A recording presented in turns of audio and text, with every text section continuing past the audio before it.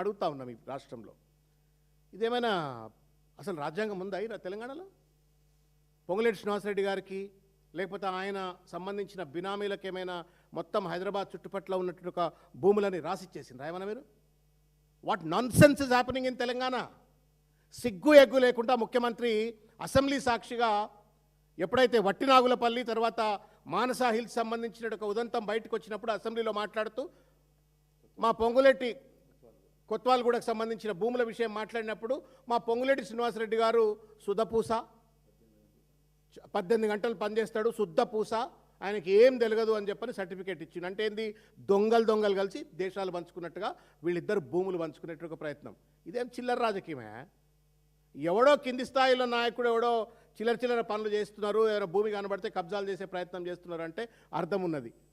సిగ్గు ఎగ్గుండాల. 1000 కోట్ల రూపాయలు దండుకున్న తర్వాత, రెవెన్యూ శాఖ మంత్రి పదవిలో కూర్చున్న తర్వాత, ముఖ్యమంత్రి పదవిలో కూర్చున్న తర్వాత, you are the bloody damn custodian of the government land. ప్రభుత్వ భూములను కాపాడేటువంటి ఒక primary responsibility is the government. నువ్వేం ఓనర్ కాదు ఇక్కడ. నీ ఇష్టం వచ్చినట్టు భూముల్ని కబ్జా చేసి బంగ్లాలు కట్టి హైరైజింగ్ టవర్లు కట్టి 1000 కోట్లు దండకపోవడానికి మీ తాత జాగీర్లు కావు తెలంగాణ భూమి.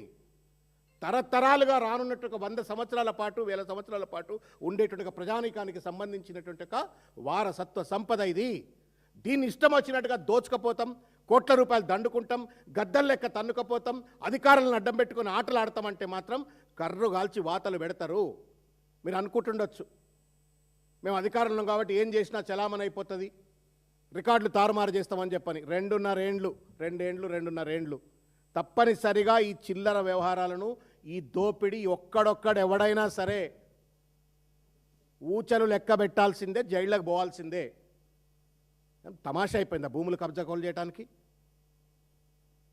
రౌడీగాళ్ళు చేసిండ్రు అంటే అర్థం ఉంది. రౌడీలు మీరేమైనా వైట్ కాలర్ క్రిమినల్స్ మీరు.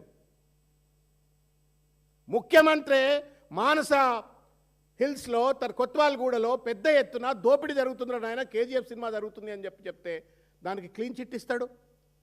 వట్టినాగులపల్లిలో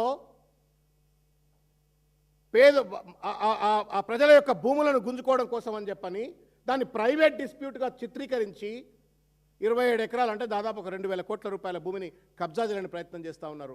ఇవాళ నాదర్గూల్, మొన్న మానసా హిల్స్, నిన్న వట్టినాగులపల్లి, ఇవాళ వచ్చేసి నాదర్